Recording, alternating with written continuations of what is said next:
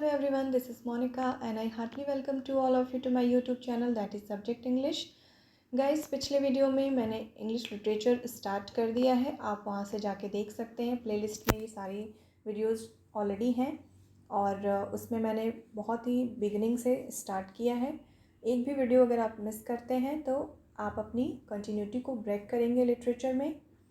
So guys, अब उसका second video मैं लेके आई हूँ। इसमें उसके आगे से हम कंटिन्यू करेंगे बहुत ही इजी लैंग्वेज में, बहुत ही आसानी से स्टेप बाय स्टेप समझते हुए आगे बढ़ेंगे। Okay, let's get started. First question देखते हैं। After Norman conquest in 1066 which period began. कहने का मतलब है कि नॉर्मन कॉन्क्वेस्ट हुआ कब। मैंने बताया था एंग्लो सेक्शंस पहले आए थे, फिर वो कब तक रूल करते रहे, कब तक वो अपनी सत्ता जमा कर बैठे थे उस जगह पे, 1066 तक। उस 1066 में क्या हुआ, नॉर्मन कॉन्क्वेस्ट हुआ। कॉन्क्वेस्ट का मतलब होता है किसी चीज़ के ऊपर अपनी चीज़ को स्थापित करना, ठीक है। उस जैसे हरा के उस सत्ता को अपने हाथ में ले लेना, तो पराजित करना कह सकते हैं, या उससे डिफीट करना।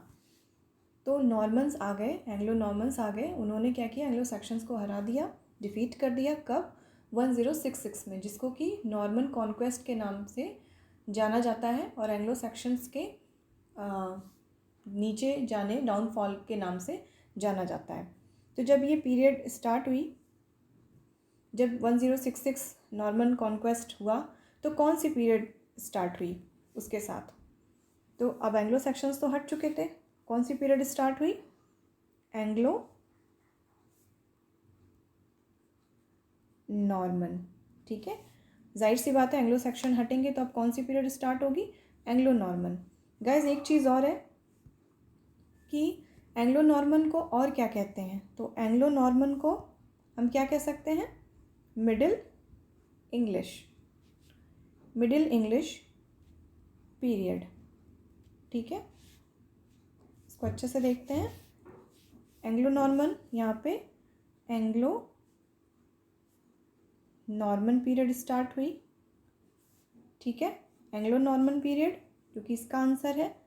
और इसको और क्या कहते हैं, एंग्लो नॉर्मन को और क्या कह सकते हैं, तो एंग्लो नॉर्मन को हम मिडिल इंग्लिश पीरियड भी कहते हैं।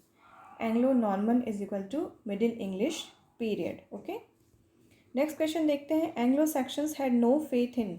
जो अब यहाँ पे नॉर्मन और एंग्लो सेक्शंस की जो आने जाने की बात है, हमने छोटा सा इंट्रो यहाँ पे देख लिया। अब यहाँ से हम एंग्लो सेक्शंस को फिर से पूरी कंटिन्यूटी के साथ देखेंगे, क्योंकि इनके भी लिटरेचर में क्या था, क्या क्या चीज़ें थी, वो सब हम यहाँ से डिस्कस करेंगे। तो फिर हम एंग्लो सेक्शंस पे वापस लौट जाते हैं। Anglo Saxons had no faith in. Anglo Saxon को विश्वास नहीं था किस में, क्रिश्चियनिटी में, ईसाई धर्म में इनको विश्वास नहीं था। Have no faith, they had no faith in Christianity, ठीक है। क्यों विश्वास नहीं था, क्योंकि वो लोग क्या थे, वो लोग पैगन्स थे, ठीक है।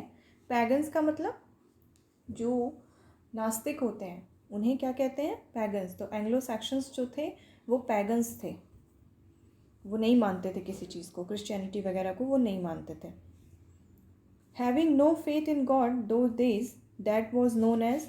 उस टाइम पीरियड में जो भगवान में विश्वास नहीं रखता था या किसी धर्म में विश्वास नहीं रखता था, तो वो क्या कहलाता था उस टाइम वो कहलाता था पैगन। क्या कहलाता था, पैगन। पैगन मीन्स नास्तिक, तो वो नास्तिक कहलाता था, PAGAN, pagan. When Christianity came to England. Christianity England में कब आई, ठीक है। क्रिश्चियनिटी की शुरुआत इंग्लैंड में कब हुई, 597 में। क्रिश्चियनिटी की शुरुआत इंग्लैंड में 597 AD के टाइम पीरियड में हुई, 597 के टाइम पीरियड में हुई। Which saint brought Christianity with him to England, gap in gap. कहने का मतलब है कि कौन से संत ने अपने साथ क्रिश्चियनिटी को इंग्लैंड में कौन से संत थे जिन्होंने क्रिश्चियनिटी को एंटर करवाया इंग्लैंड में या अपने साथ लेकर इंग्लैंड आए? तो वो संत का नाम क्या था? उस संत का नाम था ऑगस्टाइन। ऑगस्टीन या ऑगस्टाइन कह सकते हैं आप, ऑगस्टाइन, ठीक है। उनका नाम था ऑगस्टिन, संत सेंट ऑगस्टिन। इसको एक बार फिर से देख लेते हैं। उनका नाम क्या था? सेंट ऑगस्टिन, ठीक है। कब लेके आए वो? कब एंटर किया था उन्होंने? इन 597 AD, ठीक है। ऑगस्टिन लेकर आए 597 में क्रिश्चियनिटी को। कहाँ पे? इंग्लैंड में। नेक्स्ट देखते हैं। During 8th century Anglo Saxons were also started to believe in Christianity due to effect of. मैंने आपको बताया था पिछले वीडियो में कि एंग्लो सेक्शंस वो बिल्कुल भी बिलीव नहीं करते थे क्रिश्चियनिटी पे, और उन्होंने इसको बिल्कुल भी नीचे दबा दिया था। और जब ऑगस्टाइन आए 597 में, वो स्प्रेड करना शुरू की, क्रिश्चियनिटी को इंग्लैंड में लेकर आए। धीरे धीरे क्या हुआ कि उसके प्रभाव में उसका इफ़ेक्ट एंग्लो सेक्शंस पे भी पड़ने लगा। तो 8th century में क्या हुआ कि एंग्लो सेक्शंस ने क्रिश्चियनिटी पर बिलीव करना स्टार्ट कर दिया। किसके इफ़ेक्ट में आके? सेंट ऑगस्टिन, जो ऑगस्टिन थे, ऑगस्टाइन थे, उनके इफ़ेक्ट में, क्रिश्चियनिटी इफ़ेक्ट में आके 8th century के टाइम पीरियड में एंग्लो सेक्शंस ने क्रिश्चियनिटी में बिलीव करना थोड़ा थोड़ा शुरू कर दिया। Who is known as the founder of modern English? Modern English का फाउंडर किसको कहा जाता है? मॉडर्न इंग्लिश का फाउंडर एंग्लो सेक्शंस को कहा जाता है। एंग्लो सेक्शंस जो थे वही मॉडर्न इंग्लिश के फाउंडर थे। एंग्लो सेक्शंस ही मॉडर्न इंग्लिश के फाउंडर थे। और इसको और हम क्या कह सकते हैं? इसको और क्या कह सकते हैं? Old English. ओल्ड इंग्लिश ही न्यू थी। ओल्ड इंग्लिश या फिर और एंग्लो सेक्शंस, एंग्लो सेक्शंस यही क्या थे? मॉडर्न इंग्लिश के फाउंडर थे। कितनी आसान सी चीज़ है, और एग्ज़ाम में पूछने पे मे बी आप कंफ्यूज हो सकते हैं। मॉडर्न इंग्लिश के फाउंडर ओल्ड इंग्लिश पीरियड यानी कि एंग्लो सेक्शंस जिसको हम कहते हैं, वो लोग इसकी नींव रखने वाले थे। ओल्ड इंग्लिश लैंग्वेज और Anglo sections language was mixture of.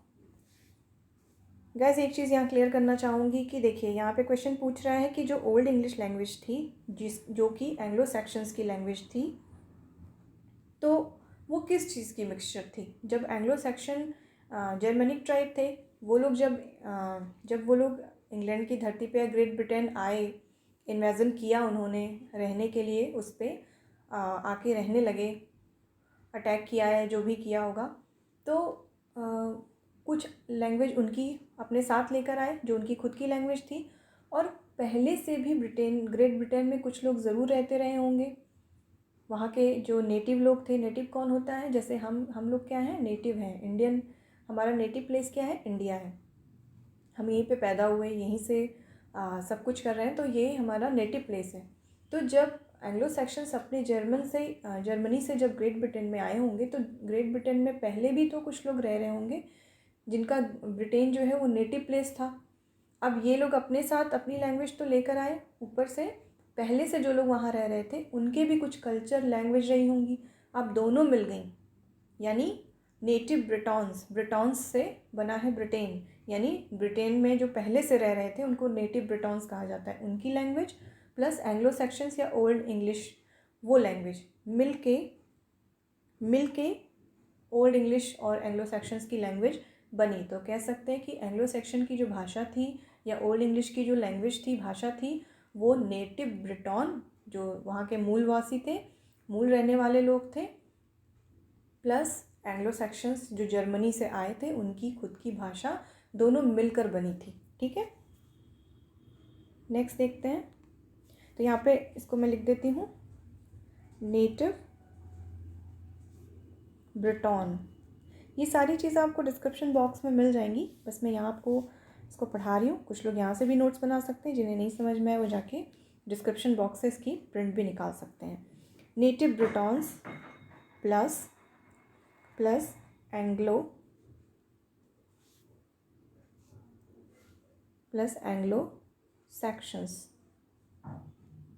Section, ठीक है। नेटिव ब्रिटॉन्स प्लस एंग्लो सेक्शन, या फिर हम इसको दूसरी लैंग्वेज में अगर समझें तो एंग्लो सेक्शन की तो ये लैंग्वेज ही थी। यहाँ पे हम कह सकते हैं कि नेटिव ब्रिटॉन जो वहाँ के मूल निवासी थे ब्रिटेन के, जो इनके एंग्लो सेक्शन के आने से पहले थे, प्लस जर्मनिक ट्राइबल लैंग्वेज। जो जर्मनी से आए थे वही तो एंग्लो सेक्शन कहलाए।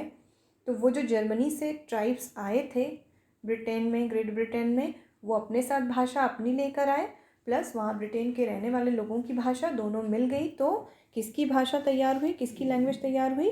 एंग्लो सेक्शंस की लैंग्वेज या फिर ओल्ड इंग्लिश की लैंग्वेज तैयार हो गई। ये मिक्सचर थी इनकी, ठीक है। That time which society had a great role of songs and it was oral। आपको मैं बता दूं कि एंग्लो सेक्शंस को पोइट्री बहुत पसंद थी। वो पोइट्री में ही सारे काम करते थे। उन्हें प्रोज से कोई लेना देना नहीं था। उनका ये मानना था कि हमारी पोइट्री बहुत ही अच्छी है और पोइट्री ही एक फॉर्म होनी चाहिए, प्रोज जैसा कोई फॉर्म होना नहीं चाहिए, हमें प्रोज की ज़रूरत नहीं है। तो उस समय में उस सोसाइटी में यानी एंग्लो सेक्शन सोसाइटी में सॉन्ग्स का, गानों का, जो कि पोइट्री फॉर्म में, पोइट्री ही कह सकते हैं उसको आप, जो कि मौखिक थी, ओरल थी, रिटन नहीं थी, रिटन बिल्कुल नहीं थी। एंग्लो सेक्शन में टाइम पीरियड में पोइट्री बहुत ज़्यादा फेमस थी, प्रोज नहीं था, प्रोज बिल्कुल नहीं था, और पोइट्री ओरल थी, रिटन नहीं थी। इस बात का ध्यान रखिएगा। तो यहाँ पे इट वॉज ओरल किस सोसाइटी में था ये? एंग्लो सेक्शन सोसाइटी में ये बहुत ज़्यादा एंग्लो सेक्शन सोसाइटी में पोइट्री बहुत ज़्यादा फेमस थी, जो कि ओरल थी। नेक्स्ट देखते हैं, राइटिंग ऑफ सॉन्ग्स और written form of songs were started in. अब हम कह सकते हैं कि जब उस टाइम में ओरल थी पोइट्री, तो फिर पोइट्री की राइटिंग स्टार्ट कब से हुई है, कब से लिखना शुरू किया गया है पोइट्री को? क्योंकि उसके पहले तो मौखिक थी यानी ओरल थी, सिर्फ बोलते थे लोग, बोल बोल के गाते थे, उसका कहीं रिकॉर्ड नहीं रखते थे, कहीं लिख के उसको नहीं रखते थे अपने साथ। जो भी समझते थे, जो भी उनके दिमाग में आता था, बस मुंह से बनाते थे, मुंह से सुनाते थे, लोग सुनते थे, वो भी अपने ब्रेन में जितना रख सकते थे रखते थे। इसी तरह ब्रेन टू ब्रेन ट्रांसफ़र होती थी ओरली, लेकिन कहीं पे रिटन नहीं थी। लेकिन रिटन पोइट्री कब से स्टार्ट हुई? रिटन पोइट्री कब से स्टार्ट हुई ये आपको बताती हूँ मैं। रिटन पोइट्री स्टार्ट हुई है, बताइए कब से स्टार्ट हुई है, किसी को आइडिया है? रिटन पोइट्री 733 से स्टार्ट हुई है। 733 AD से रिटन पोइट्री स्टार्ट हुई है, ठीक है guys. It's enough for today. आप इसको रिवीजन करते रहिए, और मैं और भी थोड़े लंबे वीडियोस लेकर आऊँगी जिसमें और भी क्वेश्चंस होंगे।